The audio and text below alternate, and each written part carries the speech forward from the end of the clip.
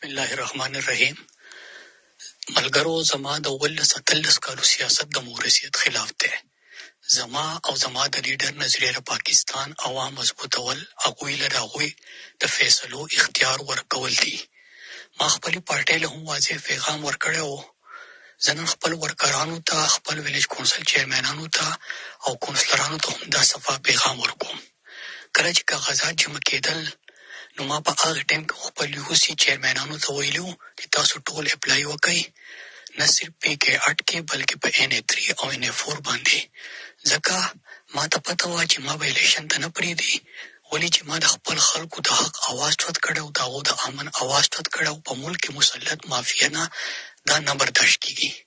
زه تاسو ته دا هم ووایم چې کوم په ملکنډ ډیویژن کې ګیم و، هغه ګیم ورته ما ناکامه کړو. نن زما خلک په خپل کورونو کې دي. الله تعالی زما نه دا کار واخیستو. ما خپل سر په خطر کې د خپل خلکو دپاره اچولی، د خپلې نظریې او د خپل لیډر دپاره اچولی دی.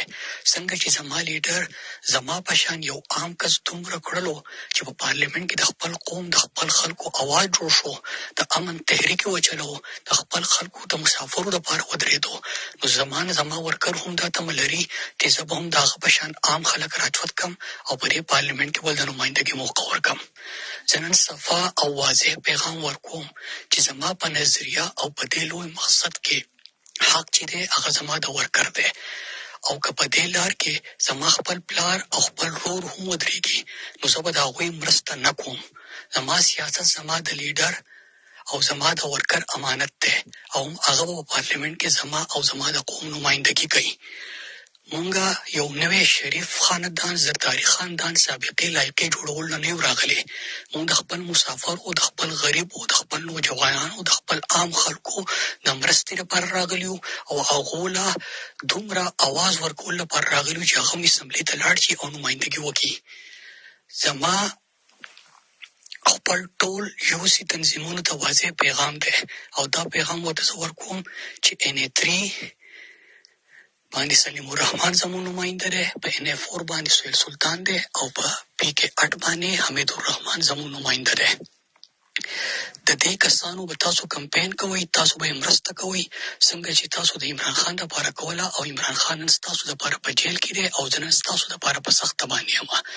تاسو به هغه شان مهم چلوئ کوم چې تاسو عمران خان له چلوو، او په کوم انداز کې تاسو ماله ګټه راکړې ده او څنګه زما ملګرتیا کړې ده، هغه شان ملګرتیا به کوئ. انشاءالله موږ به خپل قوم اواز جوړېږو. د خپل قوم دپاره چې کوم ریکارډي کارونه ما کړي دا سلسله به جاري ساتو. یو عام غریب ورکر به راچوتو، هغه له به امپاورمنټ ورکوو، هغه به ستاسو اواز جوړو، او د مورثیت خلاف به مونږه دغه جهاد جاري ساتو. زه ستاسو د ټولو شکریه ادا کوم. کم کسان چې نن عمران خان په جیل کې دی، او زه د خپل قوم دپاره نن په دې حال باندې یم، نو زه ستاسو نه تمه ساتم خپل ورکران، کم عهدیداران دي، کم تنظیمونه دي، کم ویسي یوسي تحصیل تنظیمونه دي چې هغو به د عمران خان نامینیټډ نمایندګان چې کم دي، کم چې ما ټکټ ورکړی، عمران خان ټکټ ورکړی دی، د هغو سره به مرسته کوي. او چې کم کس د PTI د عمران خان یا زما داویداري کوي او هغه د مرسته نه کوي، نو هغو زموږ سره هېڅ قسمه تعلق هم نشته.